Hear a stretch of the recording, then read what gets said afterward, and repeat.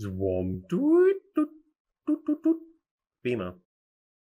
Hey everyone, and welcome to another BMO Creative crypto video. So this one is about the Kokopelli. The image of the Kokopelli is cross-cultural and is one of the most represented figures in Native American lore. Much speculation surrounds this mystic figure of the Great Southwest. To the ancient peoples like the Navajo, Kokopelli is called water sprinkler and is considered to be a symbol of fertility in both nature and people. To the Hopi, he is the symbol of the Flute clan and can be seen portrayed on pottery and baskets and as katsinas, which are ritual dancers. Whatever the true nature or belief behind this being, there is humor as well as horror in the stories. It's a funny-looking, semi-human individual tramping his way around this corner of the world, and they were said to be giant, taller than all men, hundreds of years in the past, playing his flute to enchant people into trading away their most prized possessions. Or the horror side of it, the Kokopelli playing the flute to seduce unsuspecting victims and rape them and impregnate them, or in the female version, the Kokopelmimi, to get pregnant herself and after birth, leaving the child with that tribe as a trade for rare goods along the way. I did find many stories of young Indian women and young men being very afraid and leery of getting close to the Kokopelli when they came into the camp blowing their flute, in fear of being seduced or impregnated or left with a child.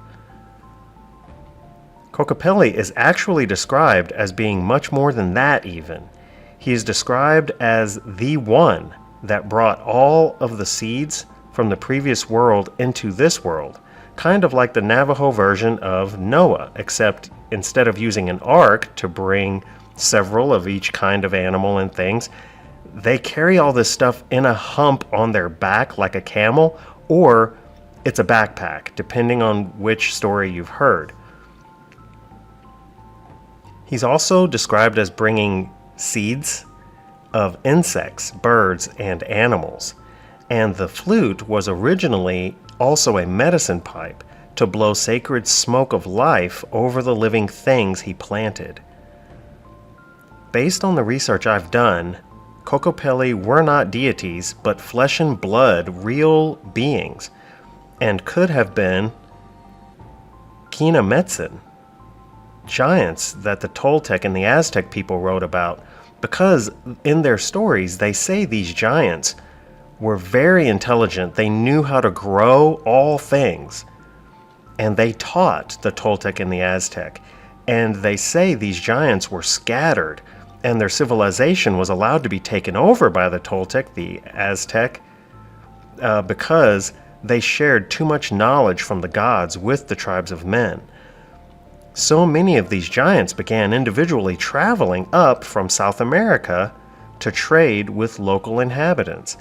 The description of them is like a giant Pushteca, which is an Aztec trader that carried goods on their backs. Basically the original traveling salespeople, and they possibly played a flute to signal a peaceful arrival into different territories. Kinametsin giants lived among the Toltec and built and taught with them.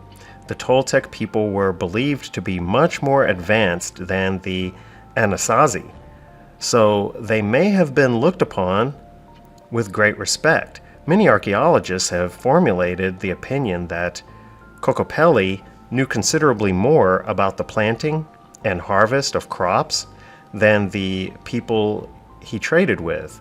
So the Toltec were aware of the movement of the stars. They had created a calendar and even taught other tribes how to use this calendar, and even accomplished minor brain surgeries. Bone, they knew how to surgically fix bone with using plates of metal, all kinds of metal and stone and wood. Because of their great understanding and knowledge, I think the Anasazi thought Kokopelli to be a deity. So today, Kokopelli is a fertility deity, usually depicted as a humpbacked flute player, but now these days the hump has been removed, so has the phallus symbol, often with feathers or antenna-like protrusions from its head, who is venerated by some Native American cultures in the southwestern United States. Like most fertility deities, Kokopelli presides over both children and agriculture and childbirth. He is also a trickster and represents the spirit of music.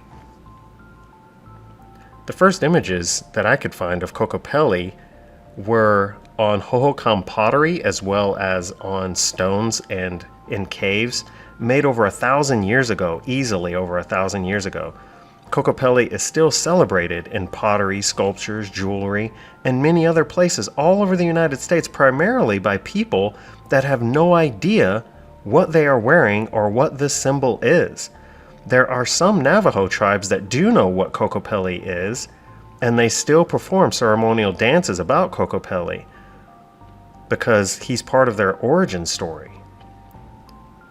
So, there you go.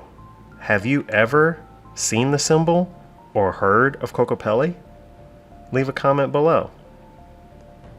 Anyways, that is going to do it for this one. Thanks so much for watching. Please leave a like and subscribe to BMO Creative for more crypto videos. Thanks so much. Bye.